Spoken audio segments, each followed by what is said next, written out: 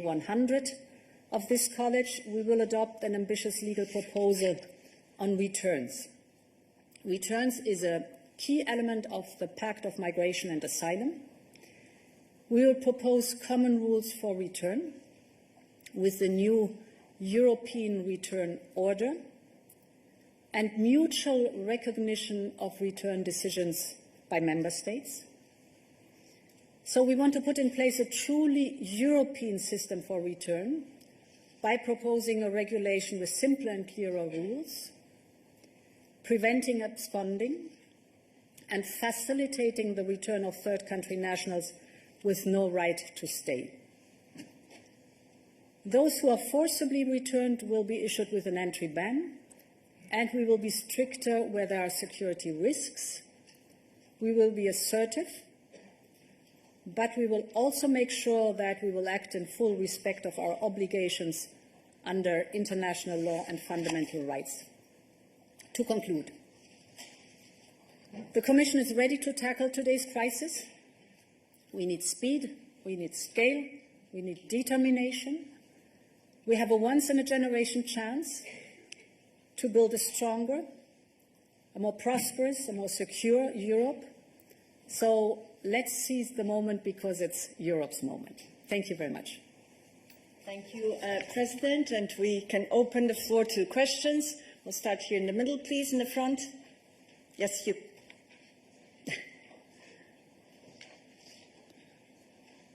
Thanks a lot. Thomas Buschka with Frankfurt Allgemeine Zeitung. Madam President, my question is on defense, specifically on the white paper, which is due in about 10 days now. So in a general sense, what do we expect of this paper now that the Commission has already launched a number of initiatives for the previous UCO? And with two specific points, please. The one is the last European Council has called upon the Commission to propose additional financing resources. And there's clearly a wish of many member states that this includes Eurobonds. So could you please update us on what your thinking is about this, given the changing circumstances? And the second issue is nuclear. I think the Commission has been tasked to explore the full range of options for European security in the white paper. So would this also, or could this also include the nuclear dimension? And do you see any role, a potential role, for the Commission in advancing this dialogue that French President Macron has launched? Thank you. So let me start with the last part of your, I would say, three parts of your question. Nuclear deterrence is and will always remain a purely national prerogative. So the Commission has no comment on that one. The second part of your question was about the white paper. Indeed, we issued now, or we proposed the 800 billion package, Rearm Europe. But this is one part that looks at giving the member states fiscal space and creating fiscal space also for joint procurement, which is so important. Of course, in addition, also the private sector. But a white paper is much, much more than that. It's first of all an analysis of the threat scenario that we are confronted with so that we know what's going on and what the state of play is. Then proposing, of course, actions or reactions to these threat scenarios in the analysis. And then there are many, many topics. For example, if you look at the future of the defense industry has to substantially change. There will be consolidation. There will be much more speed and scaling up, has to be much more speed and scaling up in the defense industry. It has to be structured differently to really meet the demands that are coming. Also, the important role of being complementary with NATO.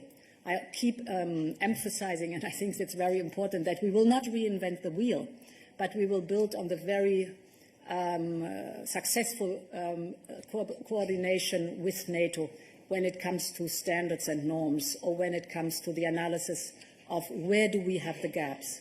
So there's a wide range of topics that have to be discussed, and this will be part of the white paper.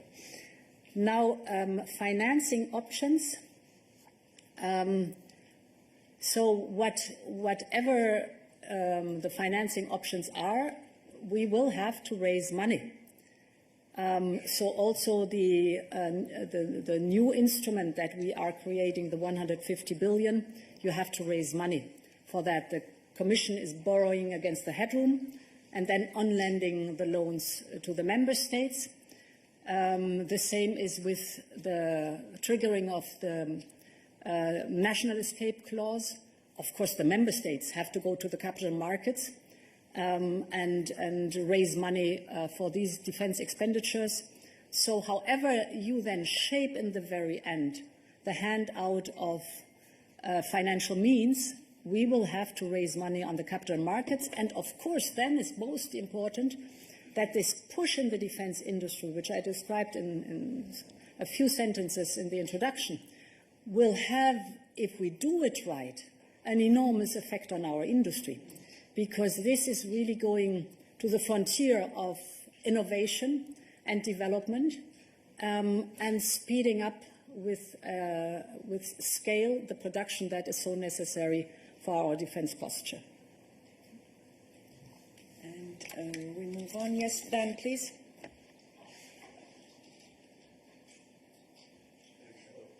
Dan Michaels with the Wall Street Journal. About the omnibus and simplification and cutting red tape, the initial reaction of the business community was essentially nice start, but you've got a lot more work to do. I guess to use your words, you need to be bolder and more determined. Do you think, given the pushback that there is from other parts of society and other interests, it's possible to achieve what business is pushing for, especially when the United States, under President Trump, is deregulating, or in some cases just appears to be set to throw away a lot of regulations? Thank you. It's about simplification. And on one thing, we are very, very clear. We have our common goals cast in law, that is climate neutrality by 2050 and at least minus 55% by 2030. How we get there is flexible, pragmatic, and adaptable, technology neutral. That's very important because it's a huge transformation. The global economy is undergoing. No one has done it before. So you have to be willing and able to adapt all the time without leaving the sight on the goal that we have agreed together. I think this is very important for that. For this also you need simplification and speed. And I'll give you an example from taxonomy. I think this shows why you can have both goals, stay true to the goal and be faster and simpler. Taxonomy, with the changes we introduced, 90% of the companies are out of the scope, so do not have to deliver on reporting on taxonomy. But what is affected is only 1% of what is actually it's a carbon border adjustment mechanism, 1% that is coming to the market. So 1% of carbon footprint is affected by that, 99% not. And these are points where you see that simplification can be done without letting the goal out of sight. So, yeah. Let's we proceed here on the right, Virginie. Oui, bonjour, Virginie Maringue du Monde. J'ai deux questions. I have two questions. La première à propos The first question. des États-Unis. Vous continuez à en parler comme un allié. You keep talking about the J'aimerais United savoir States ce qui, as dans le an comportement des ally, États-Unis but I'm depuis wondering 6 what semaines vous fait penser que c'est part encore un of allié. U.S. D'où ça behavior sort. makes you think Seconde that they're question, still pour an rebondir sur la ally. question de And then to Thomas, go vous avez back to dit des Thomas's temps question, extraordinaires you appellent talked des about réponses extraordinaires. On extraordinary parlait là de times calling défense. for extraordinary Vous avez measures annoncé in terms of que vous alliez defense.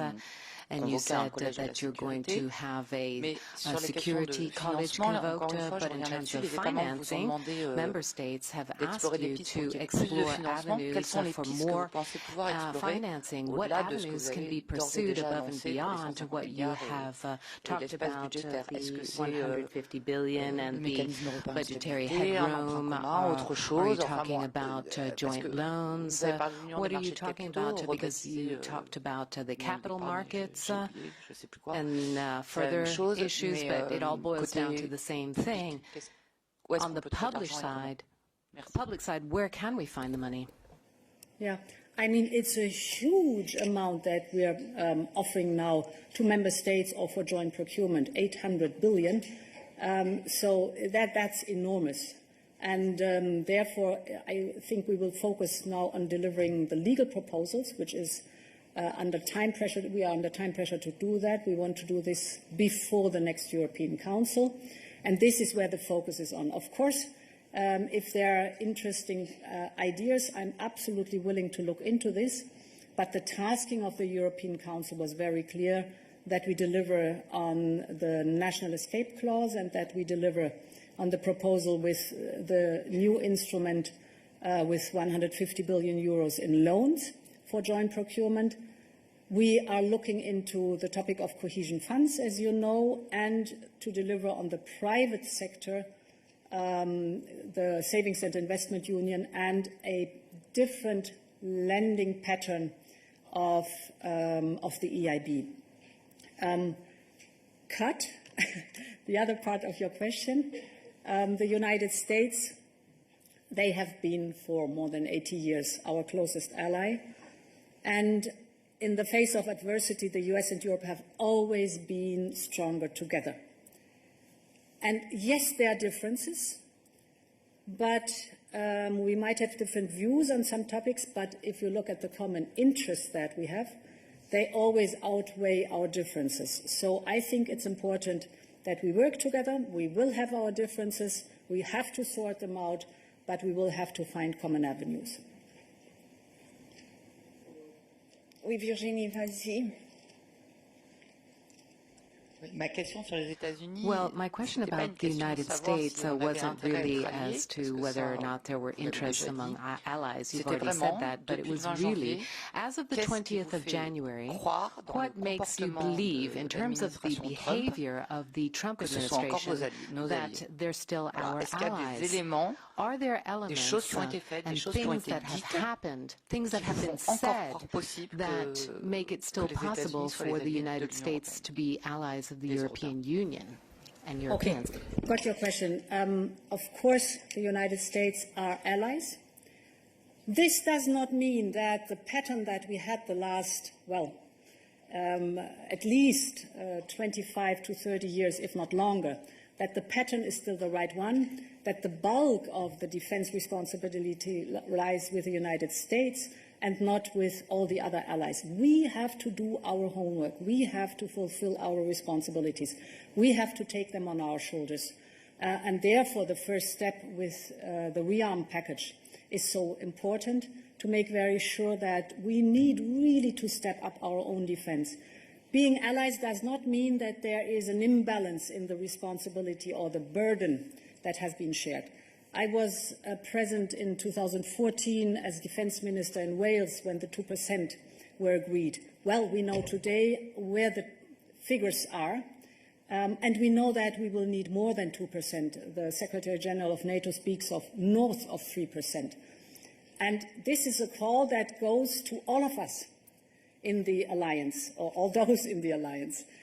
So the European Union really has to step up. The member states in the European Union have to step up. Some have already, have done their homework without any question, but others have not. And then when we're doing this, we should do it in a smart way.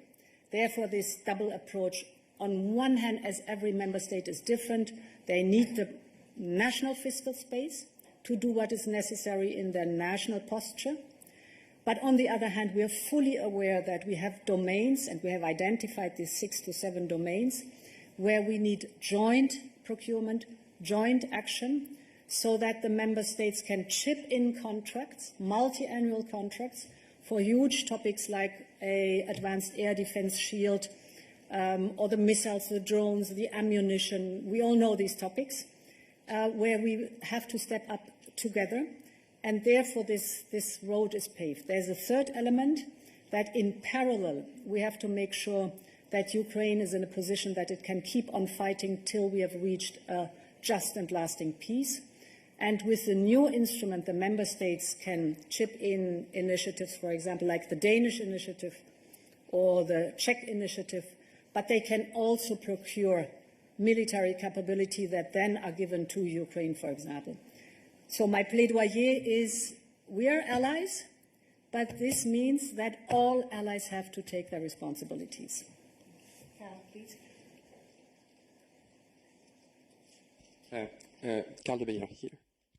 Yes, for the French daily Les Echos. I would like to know the consequences of the new, the latest events on your thinking about the next budget, because we expect a proposal in July already. So do you think we must totally rethink the budget as it is today? And do you sense, given the urgency that we witness now, do you sense a willingness from the member states to go far beyond the 1% of GDP that we have now? Well, I think it's a bit premature to talk about the size of the budget, but of course we have to rethink the budget, because this budget has been forged or shaped 5 to 7 years ago, and the world was a completely different one. So with the eyes of today, we will have a proposal that will come mid-summer, so also time to mature for this proposal, and then we will discuss with member states. What I see is that member states fully understand the urgency that we have to step up in competitiveness, in security, and in protecting our democracy. This is absolutely clear, but this is of course no blank check to put in whatever we think should be in, but it's still a matter, of course, of negotiation. So without any question, it will be different, the budget, but we have still a lot of time to negotiate that. Susanna, please.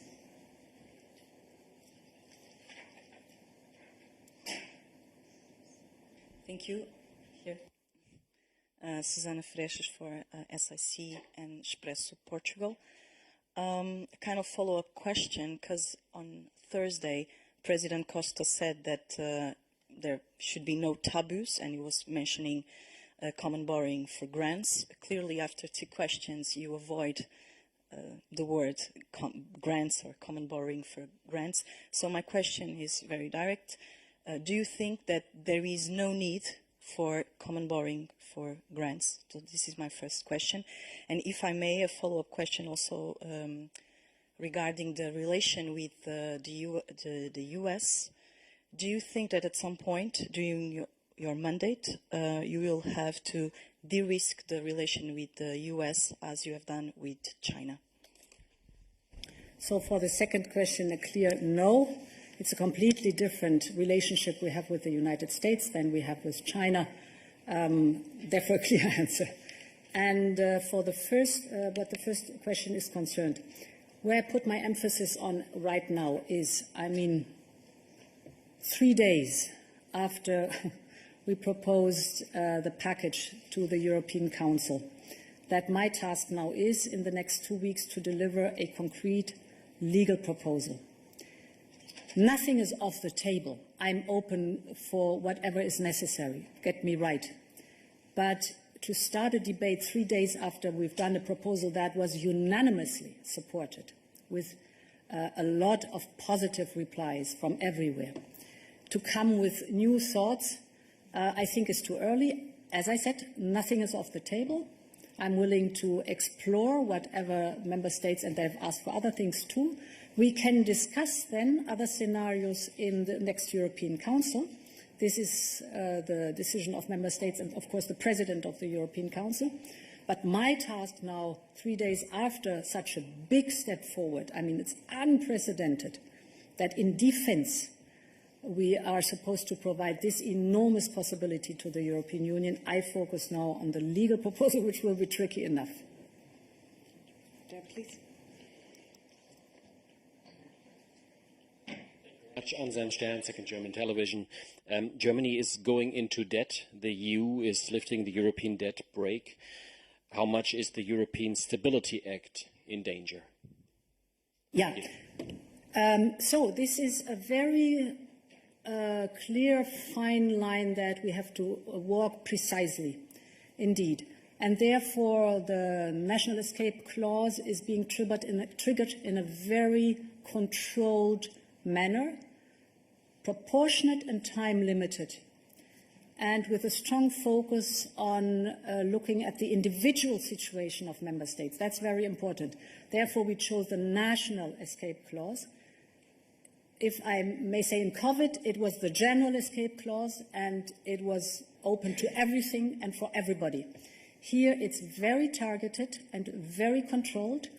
It gives fiscal space on defense for a period of 4 years. This fiscal space is potentially generous, yes. Member states can rise to 1.5%, increasing on GDP. That is an enormous sum that is there potentially. And therefore, if we do it in such a controlled manner while keeping the rest of our binding rules, don't forget that the Stability and Growth Pact is very strict on everything else, this can also be a much needed boost and investment in the European economy and thus the European prosperity and our competitiveness. I put so much emphasis on it because if you look at the state of play today, 80% of the investments in defense, which are already billions, are going abroad, outside the European Union. 80%. This is good jobs, lots of research and development outside the European Union. Only 20% land here. We shape this new instrument also for joint procurement in Europe because, of course, this has knock-on effects that are extremely valuable for our economy, for dual use. So we know it's not only military purposes. The classical example everybody knows is in military research, the World Wide Web and GPS have been developed and a lot other things. Look at the usage of drones today in the civil sector. It's vast. It started in the military sector. So we have a huge potential in research and development with spillover effects in the civil economy, plus vice versa. We also know that the civil economy is contributing a lot with innovation and research to the military development. And therefore, if done carefully, controlled, properly, it can be a huge opportunity. Angela, please.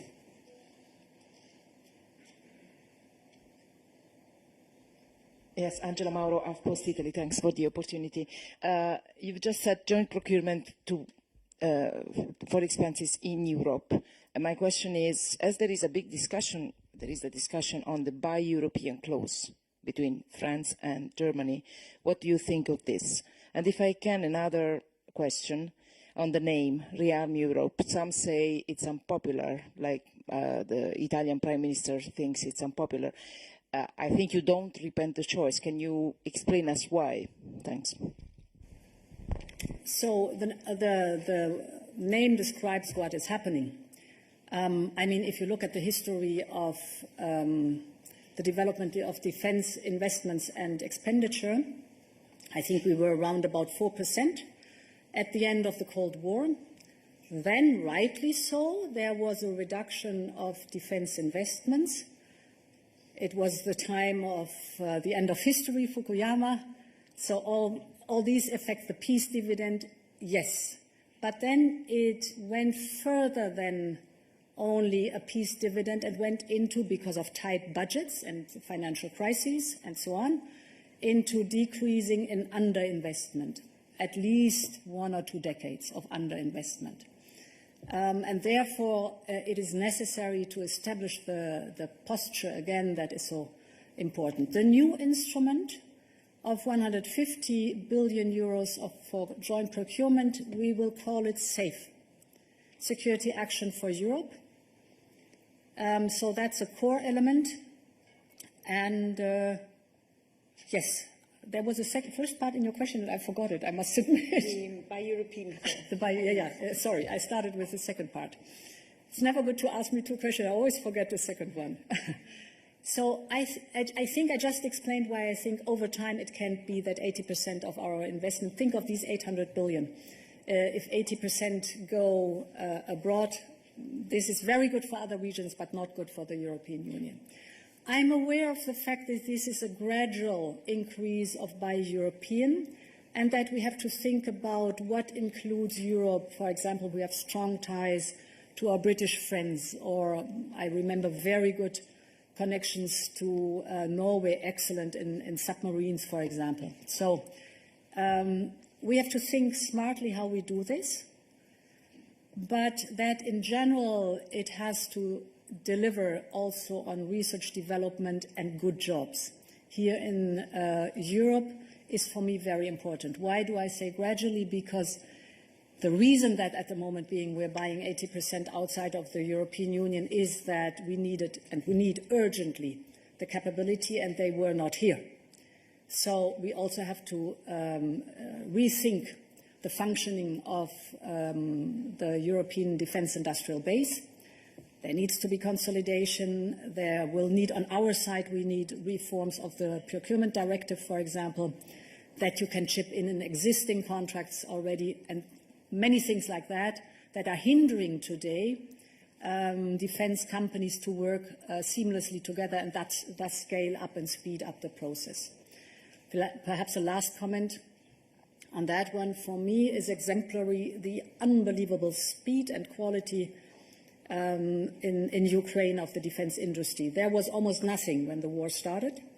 And if you look today at the multitude of highly agile functioning startups in Ukraine producing drones, armored vehicles, etc., cheaper, faster and more intelligent than it happens here, we know where the task is. So the defense industry of the European Union is now going to Ukraine to understand what is the difference that they are showing here, and this is the way for us to act.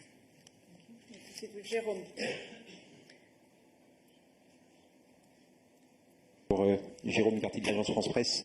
Vous marquez les 100 premiers jours de votre second mandat. Donald Trump va bientôt marquer les 50 premiers jours de son second mandat aussi.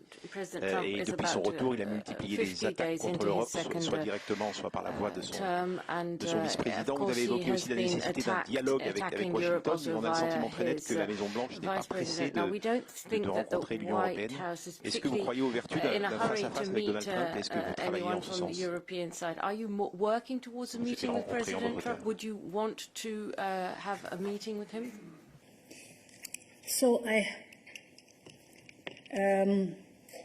first met President Trump when he was in his last year of his first mandate, and this was the first year of my first mandate. So we've met already. We had a phone call. We spoke with others in the G7 VTC. So there are contacts, but I think also we will have a personal meeting when the time is right. And this is the state of play at the moment being. Yes.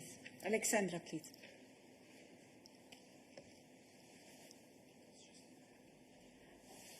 Thank you so much, Paula. Madam President, a follow-up on the defense.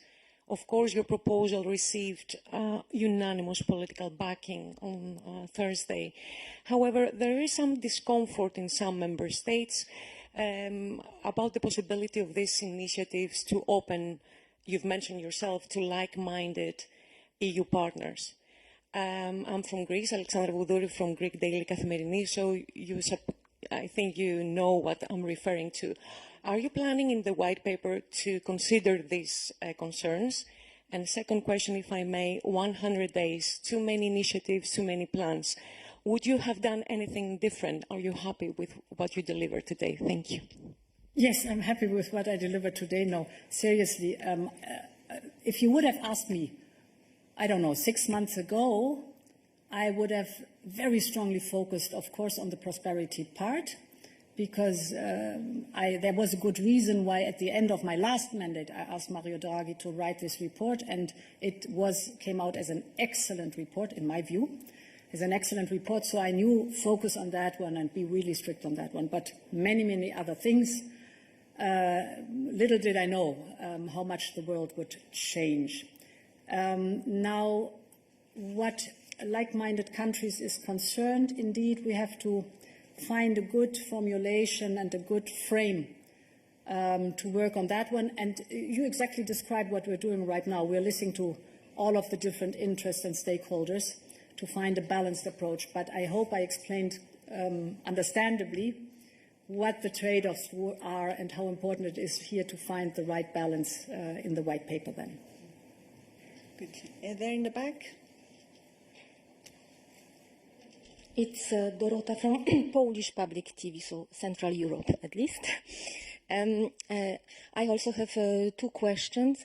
The first one, what makes you feel that this 800 billion euro is a historical huge amount of money? It's similar to the fund that was made for the COVID pandemic, for the recovery Europe.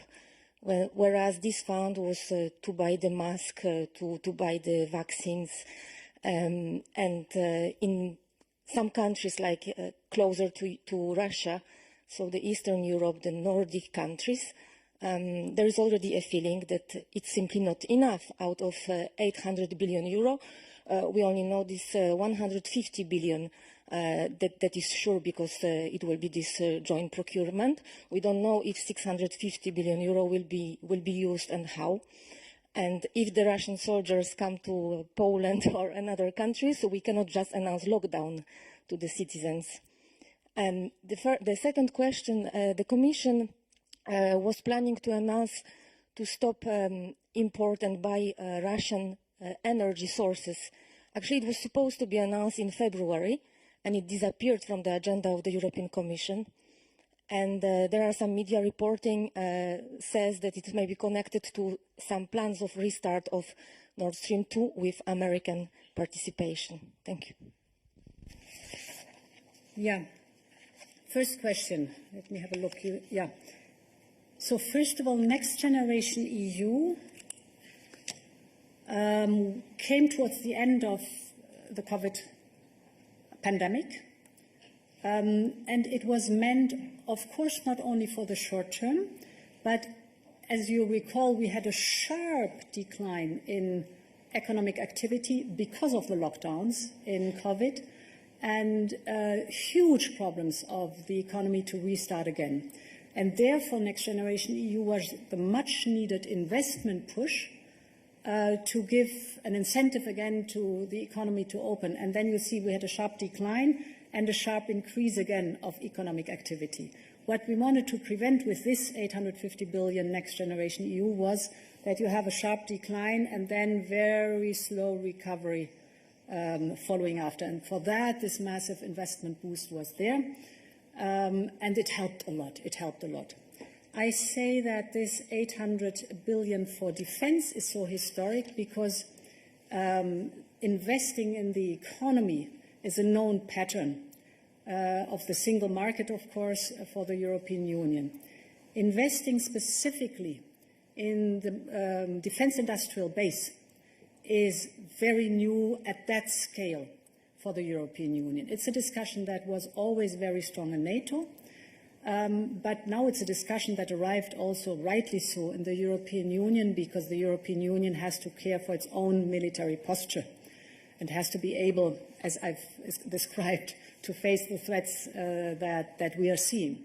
So this has never happened before with that intensive and this focus, and it is the right move, I think. Your second question was on Russian gas. Correctly. So it's worth to look at the political guidelines where I commit very clearly to phasing out the Russian gas, and I stay, of course, committed to that one. This is an absolute must. We've been successful, but we always see, of course, that there are loopholes where we have to be careful and that we have to work on. And the fact that we excluded or tried to get rid of the over-dependency on Russian gas caused also enormous trouble energy-wise, but I think it's also a proof that when asked to act in a joint manner, what we did, you can get rid of this over-dependency and develop a secure and affordable energy market. One of the points where it's always worth to look in, Repower EU is still working, and the purpose was and is to get rid of our dependency, and the affordable energy action plan that we have just issued, I think last week, is also a very good roadmap to see how we're going to want to move forward on that topic. Jennifer, please.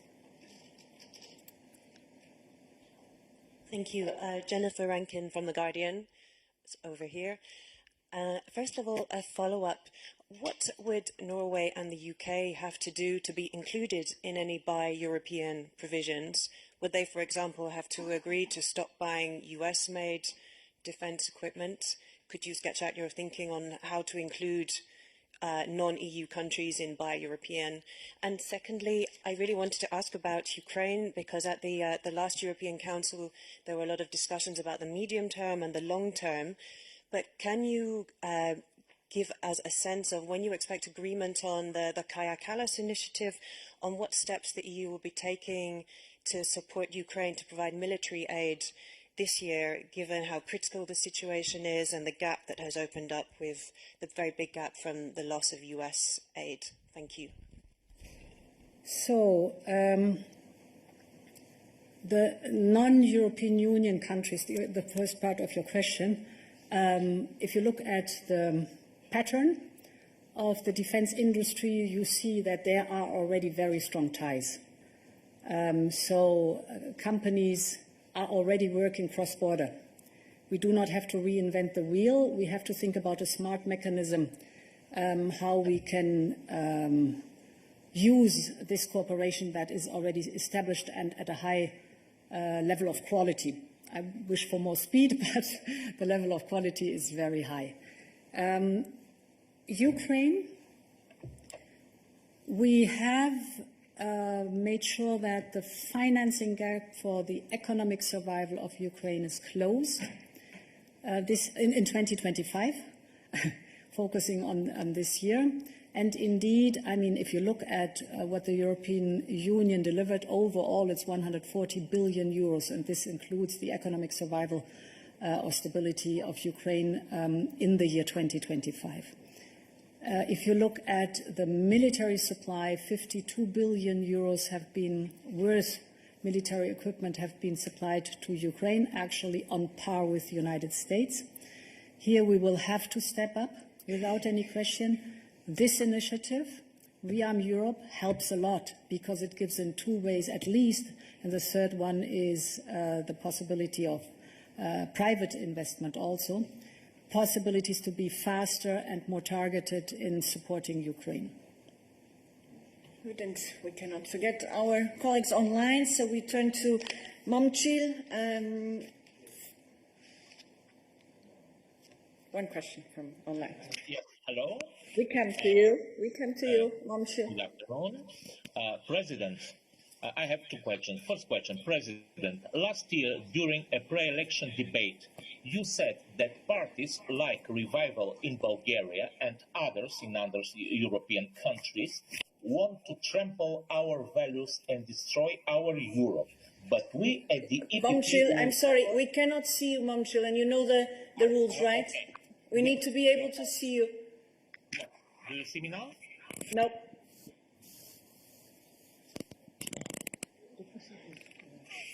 Oh. Yes.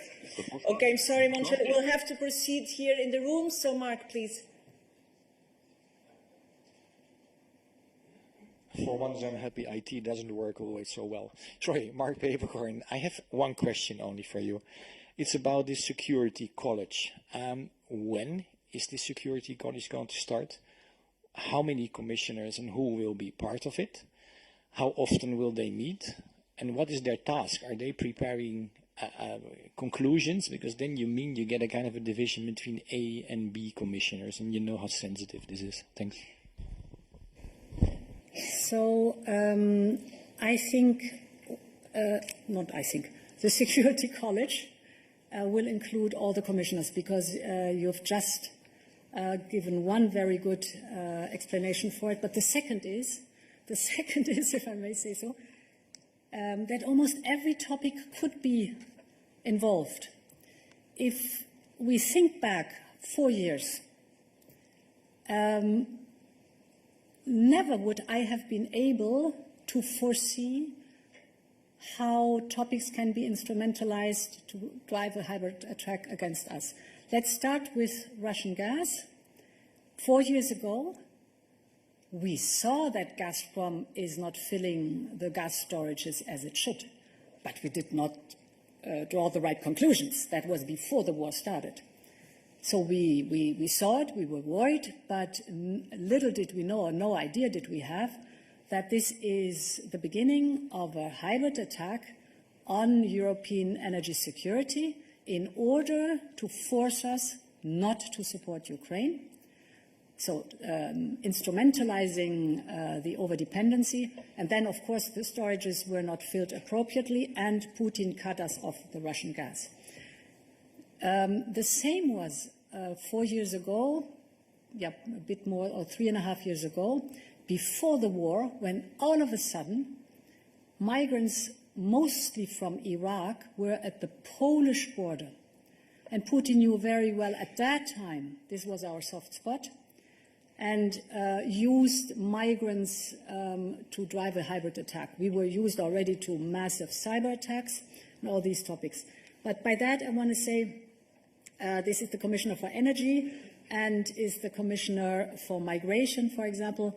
Without all this knowledge about hybrid attacks, we would never have thought in this wider sense. And therefore, the mindset of preparedness, as we have it displayed in the Minister report, that you have to be wider in analyzing the threats, is an important conditio sine qua non for the whole college, for the Security College. Security College convene in due time. I cannot tell you the exact date, I'm sorry. How often depends a lot on the urgency, of course.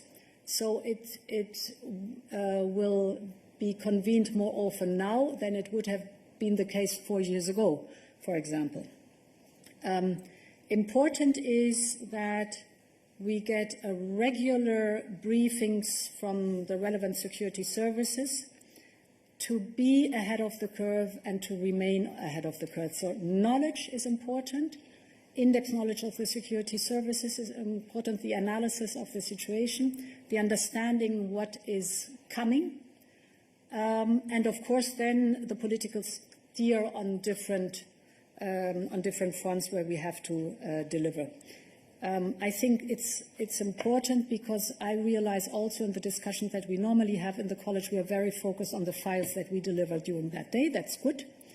But this specific focus on what is the security landscape, what does the security landscape look like, where do I have to be attentive, what do I have to prepare potentially for something that is coming to be then able to deliver when it's necessary. Henry, please. Thank you so much. Henry Foy, Financial Times. Two questions. The first one's very simple, yes or no.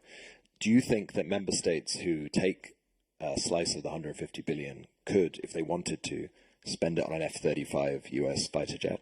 It's a yes or no question. And secondly, the Ukrainians will sit down with the Americans this week for negotiations over a peace deal. That's something you and other member states have been demanding, is that they're involved.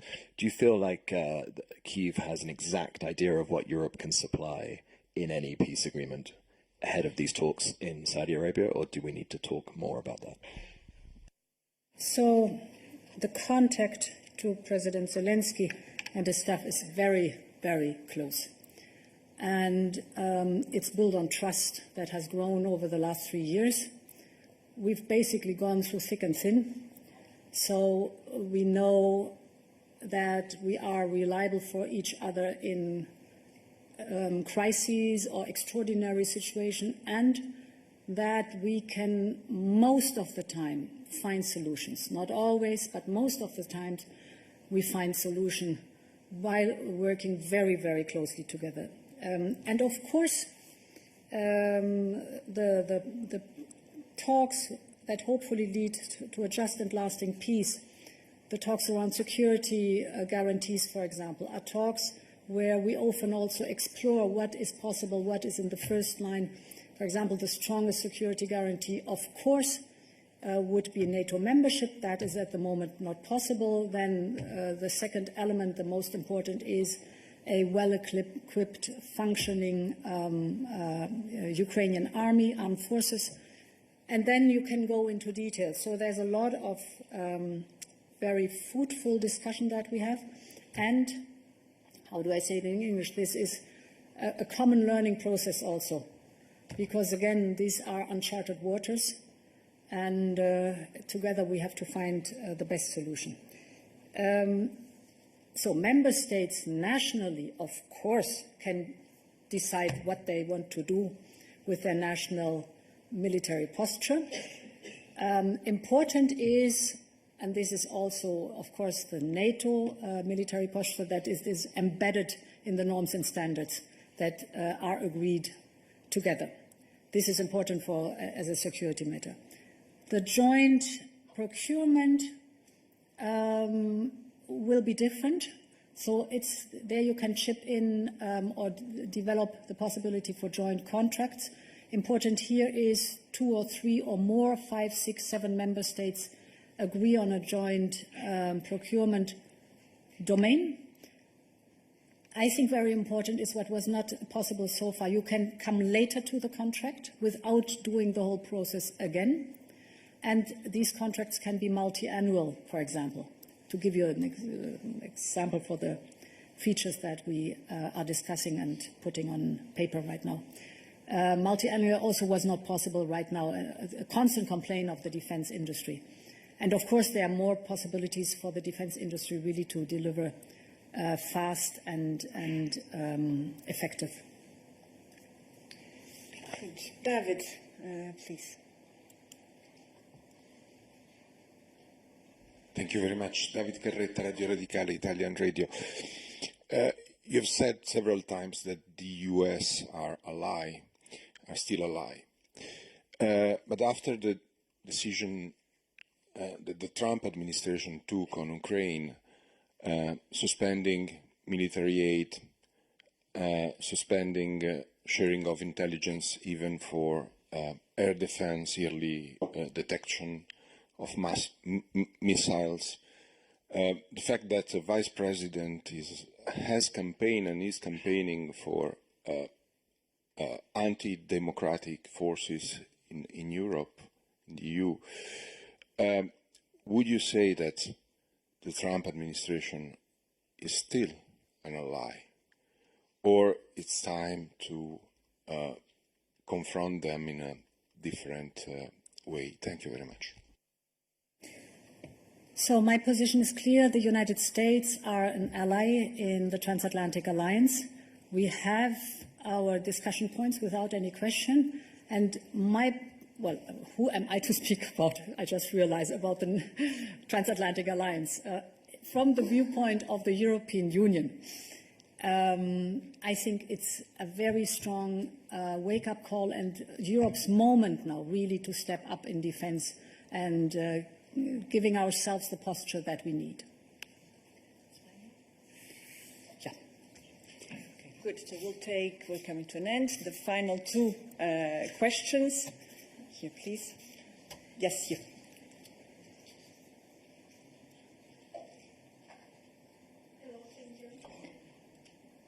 My name is Yulia Sarivan. I'm from Republic of Moldova, representing Journal TV.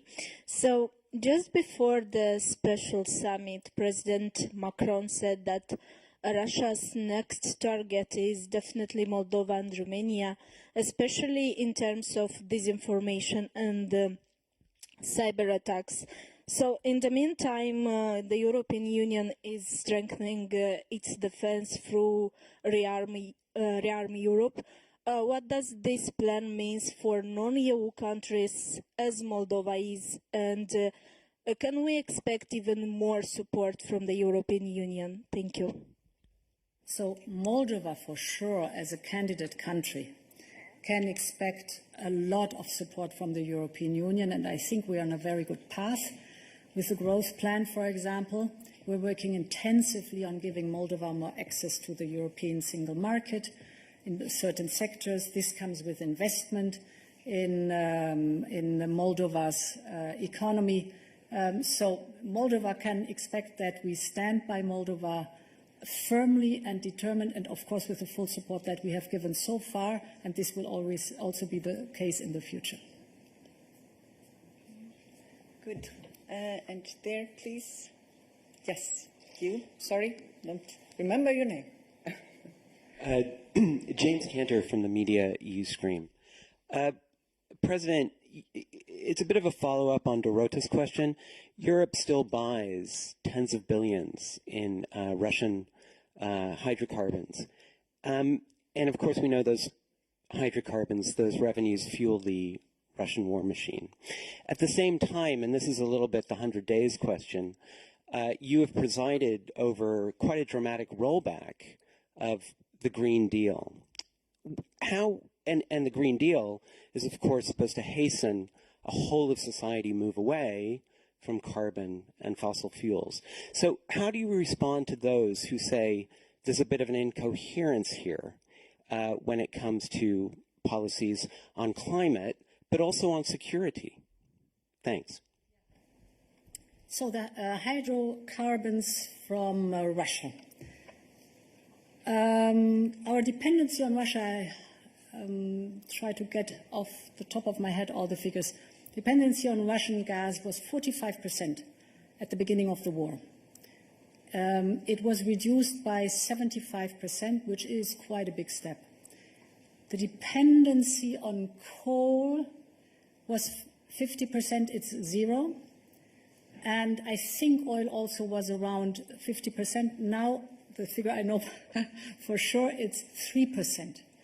So by that you see a huge effort to get rid of our dependency.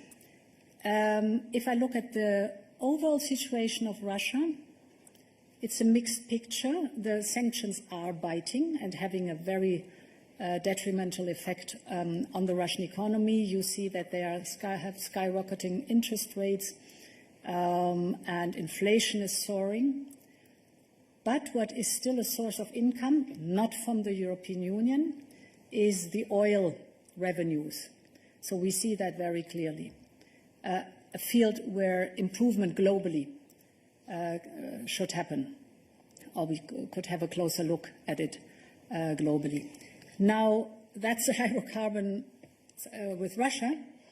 What the European Green Deal is concerned, very clear in the Draghi report, there are 3 elements where he's very clear on. The first is innovation. But the second, and therefore I'm mentioning it, the big pillar with Draghi is decarbonization and competitiveness.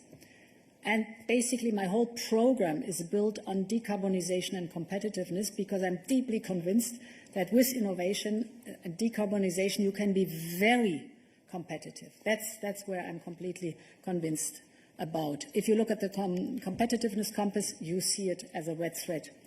If you look at the clean industrial deal, it looks at clean tech. And clean tech, of course, is not only, but also, for example, the whole renewable element. Not only, there's much more than that. So it's one of the big cornerstones or pillars of this mandate. I'm convinced that the future markets will be clean tech.